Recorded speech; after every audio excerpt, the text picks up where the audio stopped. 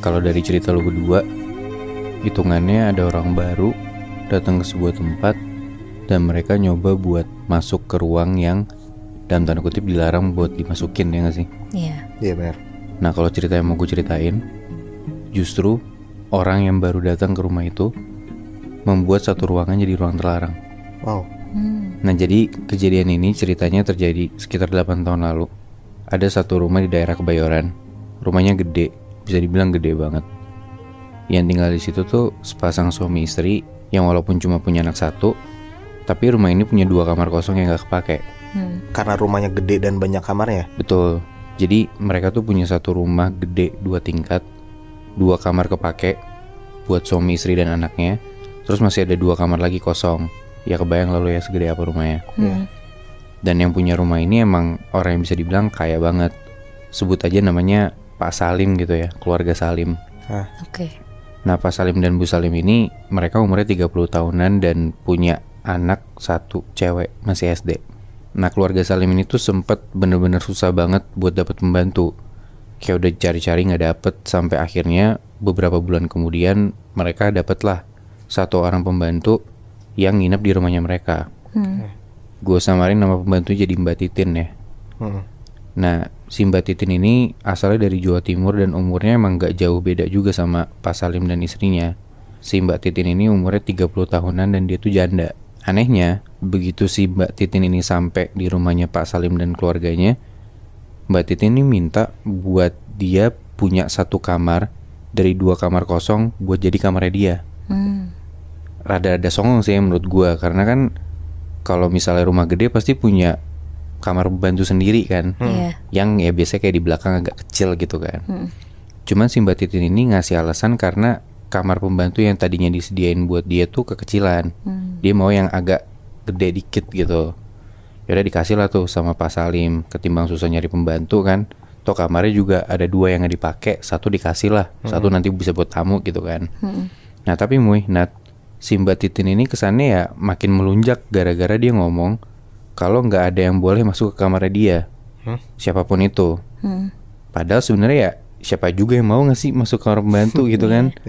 Ya udah dibiarin aja lah sama Pak Salim dan Bu Salim. Seminggu 2 minggu aman-aman aja dan Mbak Titin kerja juga oke lah, beres-beres semua aman. Mbak Titin ini juga baik ke anaknya Pak Salim dan kerja attitude-nya bagus lah pokoknya. Jadi songongnya dia yang di awal tuh jadi termaafkan gitu kesannya. Nah sampai di satu kejadian Pak Salim ini baru balik dari kantor, keadaannya tuh maghrib Nat. Nah jadi kamarnya si Mbak Titin ini tuh ada di lantai 1 di bawah, di bagian belakang deket dapur. Sedangkan Pak Salim, istri sama anaknya tuh kamarnya di atas ada 2. Nah terus kamarnya si Mbak Titin ini tuh ada jendela gitu. Jadi kayak kalau misal lu lagi di dalam rumah nih, lu ngelewatin kamarnya Mbak Titin, dari ruang tengah itu kelihatan ada jendela yang bisa ngelihat ke dalam kamarnya. Tapi ketutupan gorden. Jadi jendela dalam rumah gitu loh. Bukan yang di luar rumah. Dan kamarnya ini deket lah ke arah dapur. Nah di maghrib itu si Pak Salim ini ngelihat kayak ada bayangan anak kecil. Dia ngira mungkin anaknya gitu main di dalam kamar Mbak Titin gitu. Tapi aneh juga ngapain anaknya Pak Salim ini malam-malam di kamar Mbak Titin gitu kan. Padahal sebelumnya juga Mbak Titin bilang jangan ada yang masuk kamarnya dia kan. Dia di situ ngerasa oh mungkin anak gue seneng nih main sama Mbak Titin. Ya udahlah bagus juga anak gue ada temennya gitu kan. Tapi pas Pak Salim naik ke lantai atas, dia mau masuk ke kamarnya, Pak Salim nih ngelihat di dalam kamar anaknya dia tuh lagi loncat-loncat di kasurnya dia. Berarti yang di kamar Mbak Titin siapa gitu ya gak sih? Iya. Mbak Titin tapi ada di kamar Bi. Si Pak Salim ini gak lihat dan gak ngeh siapa yang ada di kamar itu. Dia cuman kayak ngelihat samar-samar di dalam kamar Mbak Titin ini kayak ada bayangan anak kecil.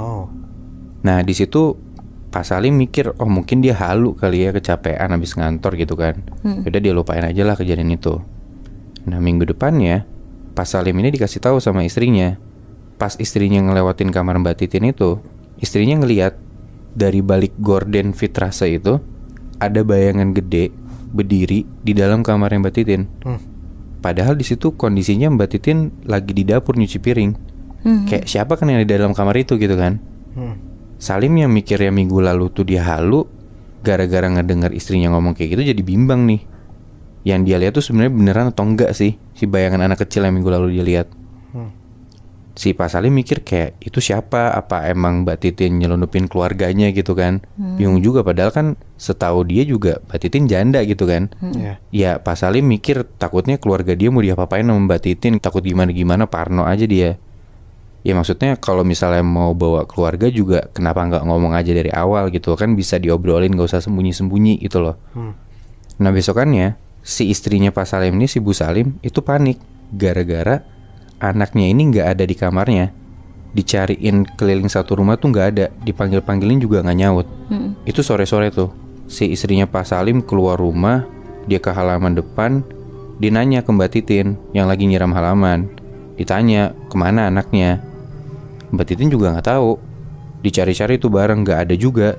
Satpam depan rumah juga nggak ngelihat ada orang keluar masuk sama sekali gitu loh, Mui. Nah, dicari-cari nggak ketemu-temu, bahkan sampai maghrib, sampai Pak Salim balik dari kantor, anaknya ini masih nggak ketemu. Di mana? Pak Salim langsung keliling sendiri, mondar-mandir, geledah seisi rumah, bener-bener gerasa-gerusuk, panik sendiri. Dan Pak Salim ini udah nggak mikir lagi. Yang Mbak Titin ini kan ngelarang buat siapapun masuk kamar dia kan. Ya karena udah gerasa-gerusuk panik, Pak Salim ini langsung ngedobrak kamarnya Mbak Titin. Dan beneran anaknya ada di dalam situ. Anjir. Di dalam kamarnya Mbak Titin. Marah dong Pak Salim dan Bu Salim ke Mbak Titin gitu. Maksudnya apa? Tadi bilangnya nggak ketemu di mana-mana, tiba-tiba kok ada di kamarnya Mbak Titin gitu loh. Maksudnya nggak lucu banget kayak bercandanya kok nyembunyiin anak majikan sendiri di kamarnya, padahal lagi panik dicariin gitu loh anaknya, ya nggak sih? Iya. Iya. Nah Mbak Titin mulai panik tuh dituduh kayak gitu, tapi masih ngeles karena dia nggak tahu kenapa si anak ini bisa ada di kamarnya dia. Karena dia nggak masukin anak itu kamarnya dia sama sekali. Dan dia mikir gak mungkin itu anak masuk ke dalam sana, soalnya kamar itu ditutup dan anaknya Pak Salim juga dikasih tahu kan buat jangan masuk ke kamar itu. Nanya lah Bu Salim sama Pak Salim ini ke anaknya, Ade ngapain? Kok bisa masuk ke kamar itu? Ade diapain sama Mbak Titin? Dengan polosnya si Ade ini jawab, aku tadi sore dengar dari kamarnya Mbak Titin ada anak kecil. Dengan polosnya dia cerita kalau dia kira ada anak kecil lain lagi berisik itu rame, ya dia mau ikutan main ke dalam kamarnya Mbak Titin. Ya namanya anak-anak mungkin ya udah dikasih tahu jangan masuk ke kamar itu, ya dia tetap aja masuk. Anaknya Pak Salim ini ditanya, emang siapa temennya? Tapi anaknya Pak Salim ini nggak bisa jawab, diem aja kayak anak kecil bingung gak tahu mau jawab apa. Ngaku lah akhirnya si Mbak Titin ini. Jadi itu Mui, nah ternyata Mbak Titin ini punya satu kotak yang isinya tuh tulang-tulang kecil. Tulang-tulang manusia. Itu apa? Nah, tulang-tulang ini Mbak Titin tuh ngakunya itu tulang-tulang suami dan anak-anaknya dia. Nggak bisa ngelak tuh akhirnya diceritain semuanya. Jadi Mbak Titin ini punya suami dan 2 orang anak. Tapi beberapa tahun lalu suami dan anak-anaknya Mbak Titin ini kecelakaan motor. Dan anak-anaknya juga masih kecil, masih SD. Tapi setelah keluarganya dikubur, Mbak Titin ini ngerasa kayak ya kesepian gitu sendirian. Akhirnya dia pergi ke orang pintar, gimana caranya dia bisa tetap bareng-bareng sama suami dan 2 anaknya itu, biar dia nggak ngerasa sendiri gitu. Orang pintar ini nyuruh buat si Mbak Titin ini ngegali kuburan anak-anak dan suaminya, diambil tulang-tulang jarinya dan disimpan dalam satu kotak. Yang nantinya setiap malam Jumat Mbak Titin harus mandiin tulang dan kotak-kotaknya ini biar keluarga itu dalam tanda kutip tetap bisa hidup gitu bareng Mbak Titin. Ya sebenarnya nggak akan ganggu gimana-gimana juga ke keluarga Pak Salim kan. Tapi ya ujung-ujungnya Mbak Titin ini tetap aja dipecat karena Pak Salim sama Bu Salim tuh takut sama hal-hal begituan. Ya malah takutnya nanti pengaruh ke rumah mereka sendiri. Nah cuman setelah Mbak Titin udah cabut, kamar kosong itu dicek bener-bener udah beres semua.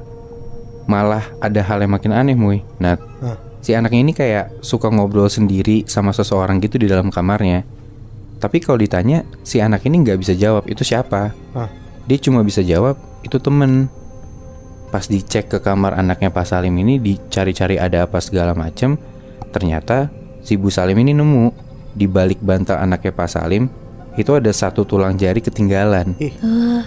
Akhirnya tulang itu dibuang. Ya setelah tulang itu dibuang, untungnya nggak pernah ada kejadian aneh-aneh lagi sih di rumahnya Pak Salim. Jadi akhirnya kamar yang bekas dipakai Mbak Titin itu udah nggak pernah dipakai lagi dan akhirnya dikunci aja. Jadi kalau misalnya ada orang yang mau nginep di rumah Pak Salim, dipakai tuh ruangan yang satu lagi yang emang kosong gitu. Jadi benar-benar kamar yang dipakai sama Mbak Titin tuh udah nggak pernah dipakai lagi ya, Bi? Bisa dibilang gitu Moy. Berarti Bi, badan besar yang dilihat sama istrinya Pak Salim tuh suaminya Bu Titin? Bisa dibilang gitu Nat. Karena ya dalam tanda kutip, keluarga yang Mbak Titin ya tinggal di dalam kamar itu. Ya tapi kalau misalnya kita datang ke suatu tempat dan lo tahu kalau misalnya tempat itu ada ruangan terlarang, kira-kira lo masih penasaran gak Bi, Nat? Atau bahkan nyoba gitu masuk ke ruangan itu? Tapi ya kita harus terima konsekuensinya. Kalau misalnya lo masuk ke ruangan itu, lo akan siap gak ngadepin rahasia dari ruangan terlarang itu?